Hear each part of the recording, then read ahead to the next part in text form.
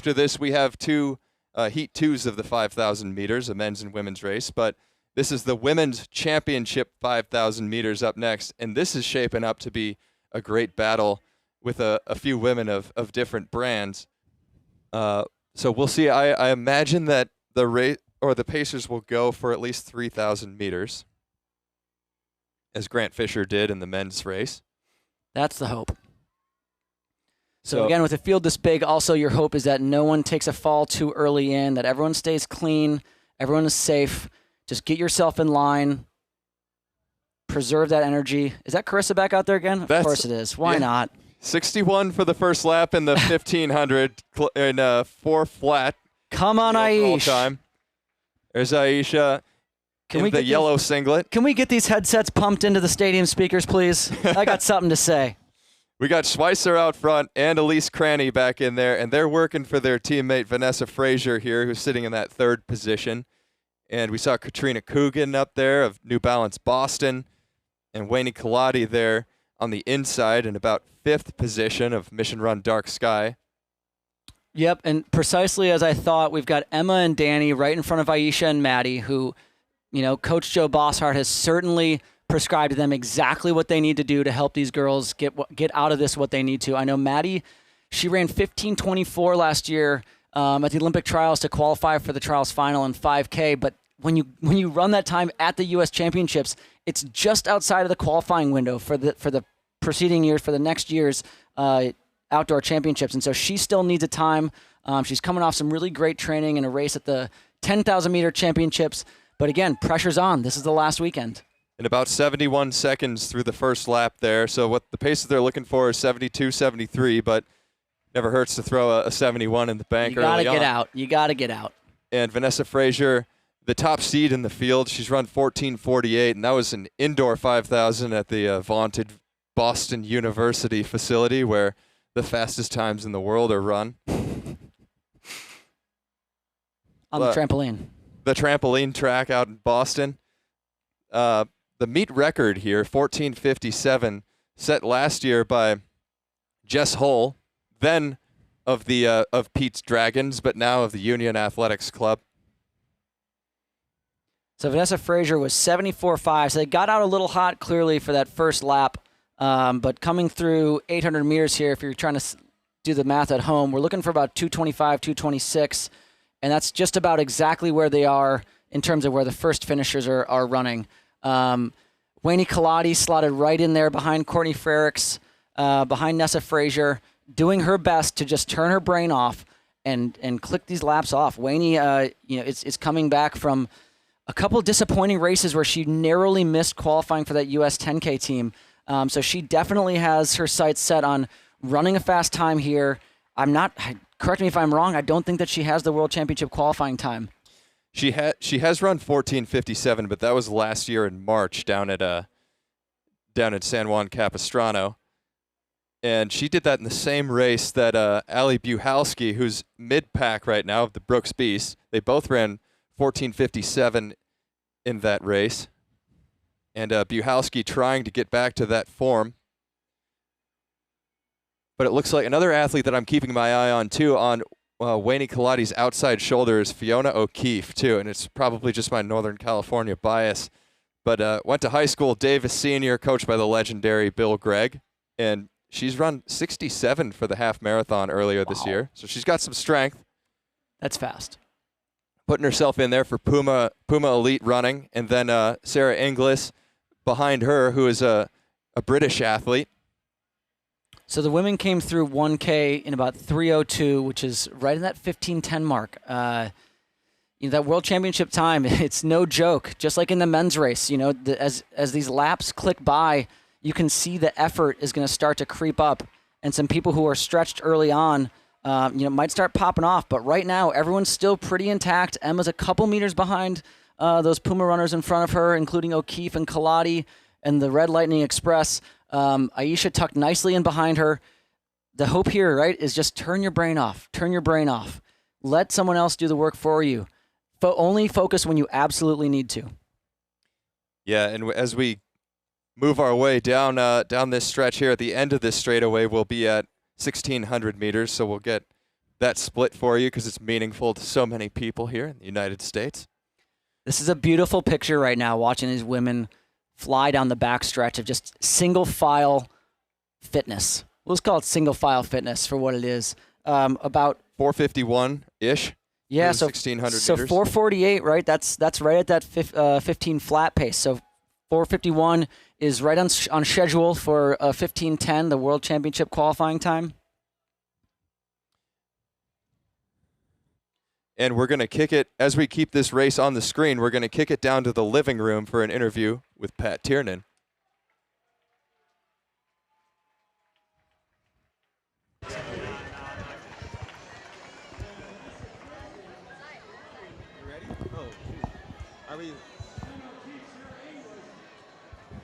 Patrick Tiernon is now joining us on the couch, the men's 5,000 meter champion.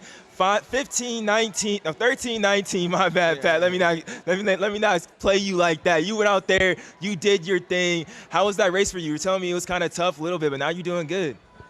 Yeah, mate, there was a moment where I thought I was going to run about 15:19. But no, it was great. A lot of thanks to the Bauman boys for taking us through 3K, and Dylan did a lot of the work up the front there. It was good. I feel like we came out here just trying to win a race, and that's what we did. Yeah, Pat, and we were talking, like, you have a lot of transitions going on, from changing sponsors to getting married soon. How do you balance all of that with a professional career in running? I've definitely struggled with it this year, for sure. That's been probably one of the hardest things for me is, dealing with that change and adjusting to a lot of new things. But I'm very grateful to have, a fantastic opportunity to land with Alistair and Amy Craig over in North Carolina with the Puma group. And we've got an amazing young group of talent there. So, it's been a new challenge for me, and I think I'm finally coming around to it and feeling good again. Paddy Dever, who was just behind me, had a phenomenal run tonight as well. So, yeah, we're excited. We've got a big summer ahead of us, and everyone's in good shape and ready to go. Yeah, we really had that Patrick sweep, that Patrick battle, and really Puma showing out. But Patrick Tiernon, thank you so much for joining us on the couch. Good luck, everything going forward. Let's give it one more time for Patty T in the living room, y'all. Okay, so Elise Cranny now at the front, and they're crossing 2,400 meters.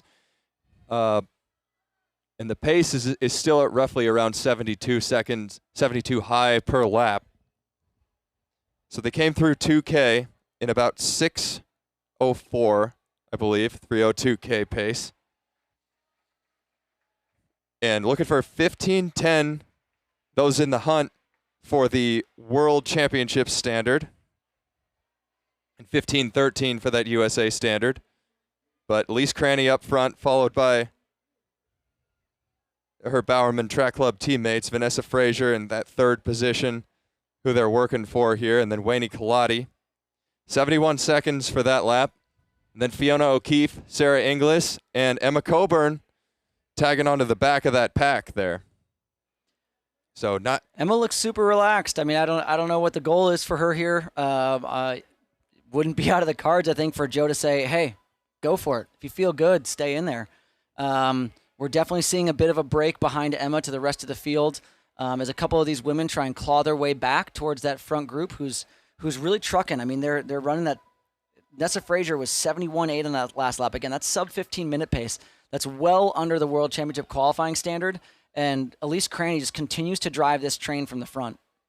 Elise Cranny, then her teammate Courtney Frericks behind her, who placed second in the steeplechase last night. Amy Cashin coming up for that surprise victory from Australia. And here's a glimpse of the second pack behind them. You've got Dana Giordano there and Ali Buhowski, then Danny Shanahan, Maddie Alm. So Emma Colburn steps off here. The pack is the Red Lightning Express, Vanessa Frazier, they're working for her, Weini Kelati, Fiona O'Keefe, and Sarah Inglis, who's trying to keep attached to that pack. Everybody else is locked in as they head down the back straight. Yeah, that front group is running in the 72-second range. The second group is running more in the 75, 74, 75. But a great pack, honestly, and those girls are all working together. Everyone knows what's at stake. And so having these, like, gosh, it's just so powerful to watch these groups work together. Nessa Frazier now is saying, hey, my team just did all of this work. Maybe someone else come around me. Come help me out. Weini Kelati moving to the outside. Clearly, I love to see Weini looking good. Weini of the Under Armour Dark Sky Distance Group up in Flagstaff is showing that, look, I'm down at sea level. I can breathe down here. This is easy. Let me go to the front and see what you girls are made of. Let me push that pace. And in that backpack, all these women, they're just grouping together. They're grouping together, trying to find out, hey, which of us feels good? Which of us is going to take control? I love seeing Aisha reattach. She was falling off there for a second. I was getting nervous that this first race back, it wasn't going to be a great experience. But being in this group of women, it's reinvigorating her spirit, and you can just see it. And pushing the pace up there in that second pack is Danny Shanahan and Katrina Coogan. Shanahan making a move from her formerly of NAZ Elite, and now McCurdy trained. But this is Weini Kelati out front, and she's starting to hit the gas a little bit more and maybe try to open this thing up and not leave it to chance towards the end. But Vanessa Frazier trying to stay in contact. Her Bowerman Track Club teammates stepped off a lap to go. Their work done for the day, so you could say the clubs are off. Weini Kelati is testing the women that she's racing. She's injecting pace into a race at a very difficult time. 11 minutes into a 15-minute race, and she's saying, I can do this. I can push this all the way to the end. Can you hang with me? Nobody wants to hurt at that point. Absolutely. No, you are content to just let the laps kind of click by. But Weini is saying, look, I'm a sub 15-minute girl. Let me prove this again tonight. And she can, and she will, and that's what she's doing right now. Yeah, I wonder if there's any of the girls behind her who are watching this race sort of get away from them, if they're saying, oh my gosh, I just need to dig deep. I need to gut this out.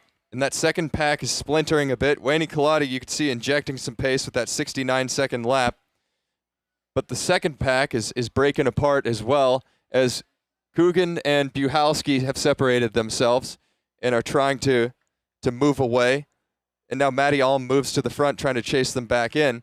But here's Weini Kelati out front, and she's got a good 20-meter gap on the field heading around. A good drone shot here in the forest, through the trees.